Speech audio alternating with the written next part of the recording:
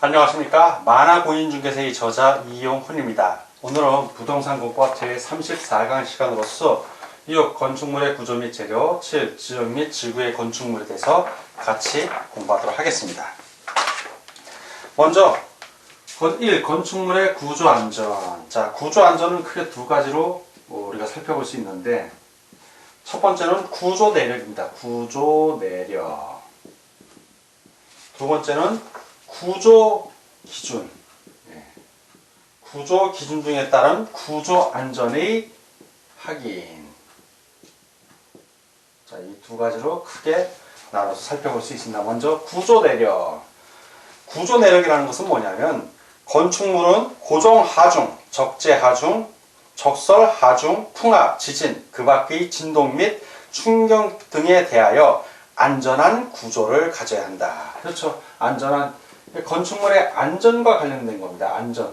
그리고 그 구조, 안전한 구조를 가져야 한다는 걸 갖고 있고, 구체적으로 구조 기준에 따른 구조 안전의 확인은 어떤 게 있냐면, 건축물을 건축하거나 대수선하는 경우 해당 건축물의 설계자는 국토교통부령으로 정하는 구조 기준 등에 따라 그 구조의 안전을 확인하여야 합니다. 자, 그리고 방금 말한 대로 구조 안전을 확인한 건축물 중 다음이 어느 하나에 해당하는 건축물의 건축주는 해당 건축물의 설계자로부터 구조 안전의 확인 서류를 받아 착공 신고를 하는 때에 그 확인 서류를 허가권자에게 제출하여야 한다. 자, 구조 안전의 확인 서류를 제출하여야 하는 경우입니다. 자, 경우 쭉 8가지가 있는데 한번 나열해 보겠습니다. 첫 번째는 층수가 3층 이상인 건축물. 자, 층수가 3층 이상인 건축물. 두 번째, 연면적이 1,000제곱미터 이상인 건축물. 1,000제곱미터 이상인 건축물. 연면적입니다. 다만 창고, 축사, 작물 재배사 및 표준 설계 도서에 따라 건축하는 건축물은 제외합니다. 다음 이제 세 번째는 높이입니다. 높이가 13m 이상인 건축물이에요. 자, 높이가 13m 이상인 건축물. 자, 네 번째, 처마 높이입니다. 처마 높이가 9m 이상인 건축물. 다음 다섯 번째, 기둥과 기둥 사이의 거리가 10m 이상인, 자, 기둥과 기둥 사이의 거리가 10m 이상인 건축물을 말합니다. 자, 여섯 번째는 국토교통부령으로 정하는 지진구역. 자, 이게 지진구역 안에 있는 건축물. 자, 일곱 번째, 국가적 문화유산으로 보존할 가치가 있는 건축물로서 국토교통부령으로 정하는 것. 자, 이건 문화유산이에요. 문화유산. 자, 문화유산. 자, 여덟 번째, 특수구조 건축물. 특수구조 건축물. 이게 세 가지가 있는데, 세 가지가 다는 아니고, 그 중에 첫 번째하고 세 번째만 해당이 됩니다. 두 번째는 해당이 안 돼요. 그럼 이 특수구조 건물은 우리 교재에 있는데 한번 읽어보겠습니다. 특수구조 건축물. 다음의 어느 하나에 해당하는 건축물을 말한다. 첫째, 한쪽 끝은 고정되고 다른 끝은 지지되지 아니한 구조로 된 보, 차양 등이 외벽의 중심선으로부터 3m 이상 돌출된 건축물. 두 번째, 기둥과 기둥 사이의 거리가 20m 이상인 건축물. 세 번째, 특수한 설계, 시공, 공법 등이 필요한 건축물로서 국토교통부 장관이 정하여 고시하는 구조로 된 건축물. 그래서 첫 번째는 바로 한쪽 끝이 고정되고 다른 끝은 지지되지 아니한 구조로 된 보, 차양 등이 외벽의 중심선으로부터 3m입니다. 3m 이상 돌출된 건축물이고, 세 번째는, 세 번째 거는 특수한 설계, 시공, 공법 등이 필요한 건축물로서 국토교통부 장관이 정하여 고시하는 구조로 된 건축물입니다. 이건 국장이 고시한 겁니다. 아까 두 번째는 20m 이상이었는데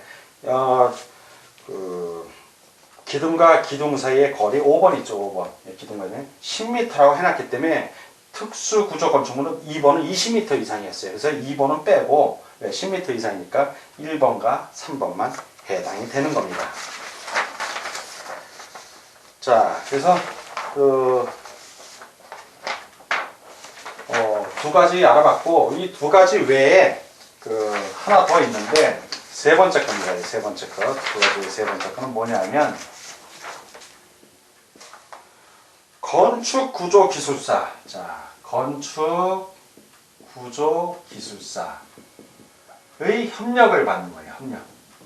건축구조기술사의 협력을 받아야 하는 구조 안전의 확인.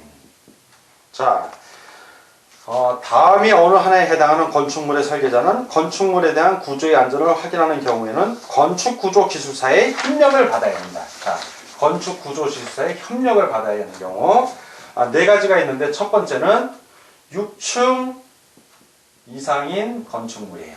자, 6층 이상인 건축물. 두 번째는 특수구조. 방금 설명했죠. 특수구조. 특수구조 건축물. 세 번째는 다중이용. 많은 사람들이 이용하는 거예요. 다중이용 건축물. 네 번째는 지진구역의 건축물. 이 네 가지 경우에는 건축구조기술사의 협력을 받아서 구조 안전을 확인해야 합니다. 자, 다음 방화에 관한 규정에 대해서 같이 알아보도록 하겠습니다. 방화, 막을 방자에다가 불화자를 씁니다. 이 방화하고 관련돼서는 좀 눈여겨봐야 됩니다. 첫 번째, 방화구획. 자, 방화구획. 얘 설치 기준은 뭐냐면, 방화하는 건물을 구획을 딱 나눠서 이제 건물을 할 때 주요 구조부가, 자, 주요 구조부 그러면 내력법, 기둥, 바닥, 도, 지붕, 틀, 주배당 이런 걸 얘기하잖아요. 이런 주요 구조부가 내화 구조로 되어 있어야 돼요. 내화 구조. 즉 불의 내구성을 가진, 불에 강하다는 얘기입니다. 내화 구조 또는 불연재료로 된 건축물이에요. 불연재료니까 연소되지 않는다는 얘기예요. 불연재료로 된 건축물로서 연면적이, 자, 연속한 면적이에요. 연면적이 1000제곱미터를 넘는 것. 자, 이런 것들은 내화 구조로 된, 자, 이런 건물들 어떻게? 내화 구조로 된, 자, 내화 구조로 된 바닥을 갖고 있어야 되고, 두 번째, 벽도 내화 구조여야 되고, 방화문, 갑종, 방화문의 종류가 갑종인 거예요. 갑종, 방화문으로 구획되어 있어야 돼요. 그 방화구역에서는. 자, 그럼 방화지구 안에서는 어떤 건축물을 가져야 되냐? 방화지구. 지역지구 중에서 불을 예방해야 되는 지구라는 얘기예요. 이 방화지구 안에서는 건축물이 이제 세 가지 정도 기준이 나오는데, 첫 번째, 방화지구 안에서의 건축물은 첫 번째 주요 구조부하고 주요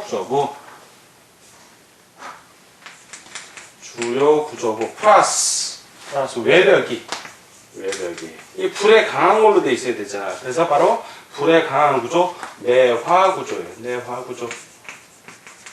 자, 이렇게 되어 있어야 됩니다. 이게 원칙이에요. 원칙. 이제 예외적인 게 이제 하나씩 나옵니다.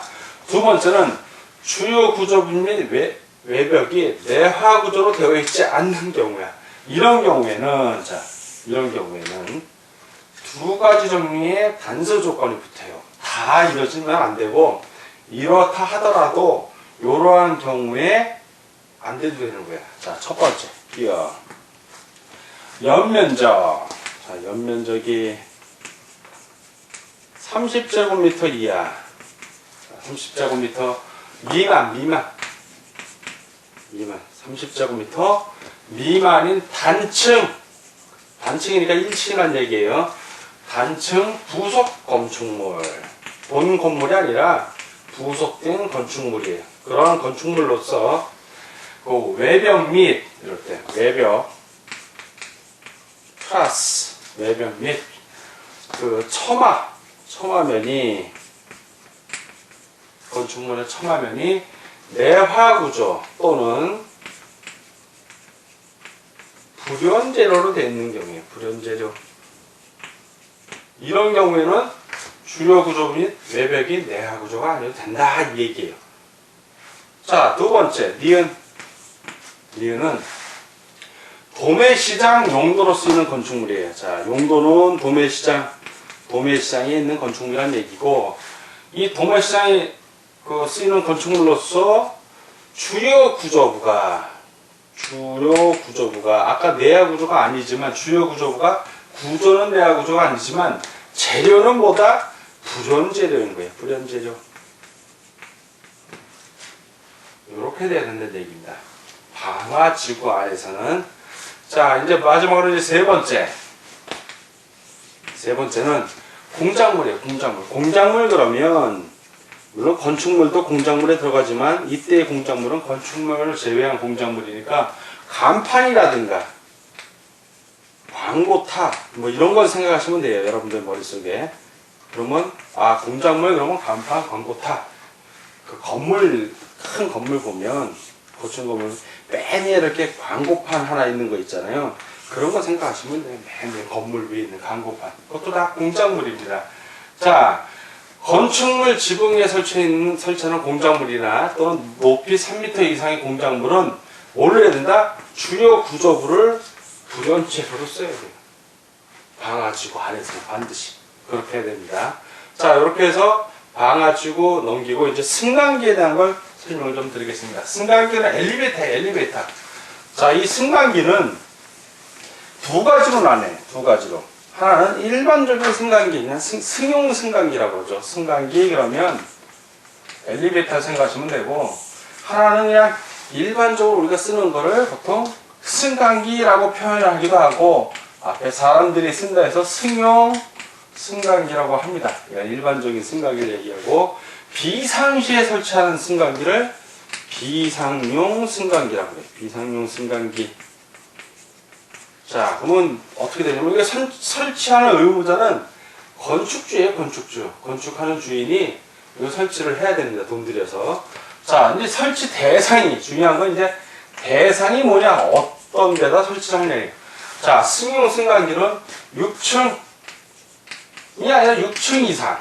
6층 이상인 건축물로서, 플러스 6층 이상인 건축물로서 연속한 면적이 2000제곱미터 이상인 건축물이에요. 이런 경우는 꼭 승용 승강기를 설치해야 됩니다. 이때 질문이 꼭 하나 들어요. 우리 아파트 6층인데 엘리베이터 없거든요. 어떻게 된 거죠? 6층인데. 예외 규정이야. 이건 원칙이고, 자, 예외니까 승용 승강기를 설치 안 해도 된다는 얘기야. 어떤 경우냐면 6층이어야 돼. 6층. 자, 6층. 7층은 무조건 설치해야 됩니다. 6층인 경우로서, 자, 6층인 건물인데 각층마다 거실이 있잖아요. 각층 거실. 이 거실의 면적이 300제곱미터 이내인 상태에서 뭐가 있다? 비상용 한 개 이상의 직통 계단이 있는 거예요. 계단. 자, 한 개 이상의 직통 계단이 있는 경우에는 승용 승강기를 설치 의무가 없다. 그래서 아파트 같은 거 보면 분명히 6층 아파트에 층수 하나, 둘, 셋, 넷, 다섯, 하나 더 올려. 요 6층인데 보면 이게 중간에 비상용 계단이 이렇게 있어요. 보면 자, 이렇게 한 부분을 띄워보면 요 거실의 면적이 300제곱 미만인 상태에서 직통 계단이 하나씩 있으면 뭐 할 필요 없다? 승용 승강기를 설치할 필요가 없어요. 그래서 6층의 아파트를 하더라도 일반적으로 보면 이 거실 면적이 보통 두 집 단위로 하나 가운데 직통 계단이 있으니까 300제곱미터면 거의 이게 한 그 30평 내외, 요즘 평수로 말하면 거실이 15평씩 되는 집들은 거의 없어요. 거실 평수가 10평이 이네요. 그래서 설치할 필요가 거의 없습니다. 근데 이 거실이 300제곱미터, 중요한 건 이제 거실의 그 면적이 300제곱미터 이내니까, 이내 안쪽이라면 300제곱미터를 초과해버리면 그때는 승강기를 설치해야 됩니다. 그래서 소형 아파트, 평수가 작은 아파트들은 6층이라 하더라도 엘리베이터가 없는 겁니다. 자, 이제 비상용 승강기, 이건 비상용이니까 승용 승강기 말고 별도로 설치한다는 얘기예요. 그런 경우에는 건축물 면적이 크거나 치수가 높다는 얘기야. 쉽게 얘기하면. 자, 설치 의무자는 역시 건축주고, 자, 설치 대상. 이것도 대상이 중요해요. 어떠한 건물에 이걸 설치를 하나. 설치 대상은 높이가 일단 31m야. 아유, 높이도 아주 넓어요. 31m. 자, 높이가 31m를 이제 초과를 해야 돼. 초과하는 건축물은 승강기 기본적으로 두고, 승강기만 아니라 비상용 승강기도 설치를 해야 된다. 승강기 기본으로 하고, 비상용 승강기. 자, 그 설치 기준을 보면, 높이 31m를 이제 넘는 그 건축물의 경우는 각 층의 바닥 면적 중에 최대 바닥 면적, 건축물의 최대 바닥 면적. 이게 뭔 소리냐면, 건물이 이렇게 있으면 각 층마다 이제 바닥 면적이 있잖아요. 이런 경우는 각 층의 바닥 면적이 다 똑같은 거예요. 최대 바닥 면적이나 한 층의 바닥 면적이 똑같은데, 이렇게 나와 있는 건물들이 있어. 그러면 이런 건 최대 바닥 면적이, 이게 최대 바닥 면적이 되는 거예요.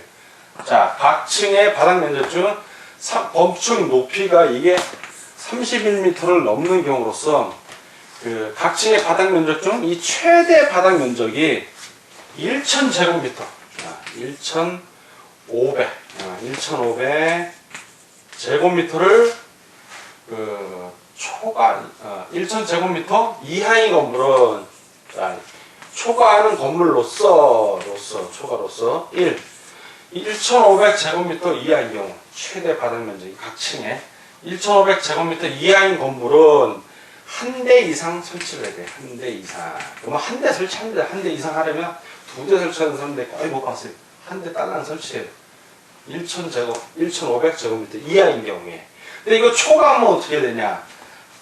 자, 이때 한 대는 비상용 승강기 한 대를 얘기하고 일반 승용 승강기 따로 한 대 있는 겁니다. 지금 이 상황은. 자, 두 번째는 이제 초과하는 경우. 1,500제곱미터를 자, 넘는 거, 초과하는 거죠. 자, 넘을 때는 조건이 1,500제곱미터부터 해갖고 3,000제곱미터 이내, 3,000제곱미터 이내. 요때마다 한 대씩 더 하면 돼요. 플러스 한 대. 1,500 이하일 때 한 대 놓고 이거 넘으면 한 대씩 플러스. 요 범위로 계속 플러스가 되는 거예요. 자, 그리고 두 대 이상의 비상용 승강기를 설치할 때, 이런 경우죠. 한 대 기본적으로 있고 플러스 한 대씩 계속 할 때는 그 승강기를 붙여놓는 게 아니라 그 소화에 지장이 없는 한 일정한 간격을 두고 설치를 해야 됩니다. 소화에 지장이 없는 한. 자, 이렇게 정리를 하겠습니다. 건축물의 구조 및 재료에서는. 자, 이제 지역 및 지구의 건축물은 이게 용도 지역, 용도 지구, 용도 구역을 얘기해. 이때 지역, 지구, 지역, 지구 그랬을 때는 이 용도 지역, 용도 지구는 어디서 나오는 얘기냐면 우리 부동산 보면 맨 처음에 배운 법이 뭡니까? 기억이 안 나신다고요? 기억나게 해드릴게요. 국토의 개입 및 이용에 관한 법률이에요. 제일 중요한 법이라고 그랬어요. 그 법이. 다 거기 있는 내용들이에요. 거기서부터 다 차용이 옵니다. 이 지역은 거기서 말하는 용도지역, 도시지역, 관리지역, 농림지역, 자연환경 보존지역 뭐 이런 것들. 용도지구, 지구, 용도지구. 그 구역 그러면 이제 용도구역을 얘기합니다.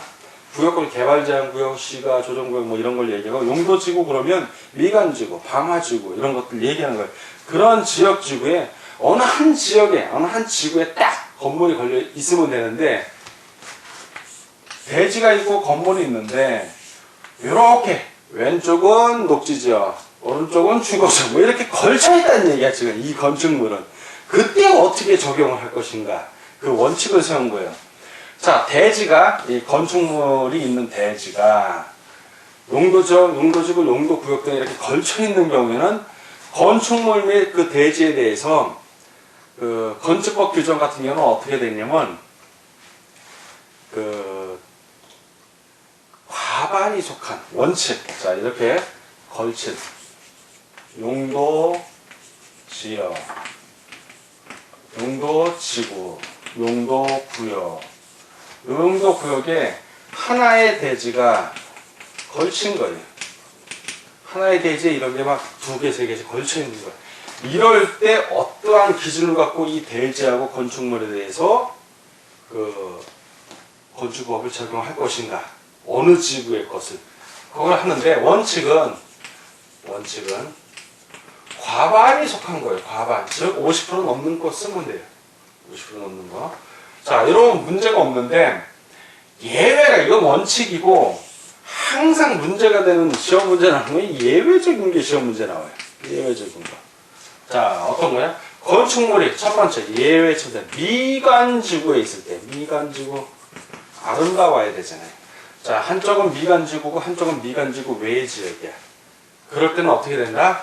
이럴 때는 다 전부 그 건축물하고 대지에 대해서 전부 미관지구에 적용되는 건축법을 적용해 버려요. 전부. 일부가 미관이라 하더라도 일부가. 자, 요건 일부가 미관지구인 거예요. 자, 두 번째. 하나의 건축물이 방화지구하고 그 밖에 구역에 걸친 거예요. 자, 그러니까 일부가 하나의 건축물이 있는데 일부가 이번엔 방화지구야. 방화지구.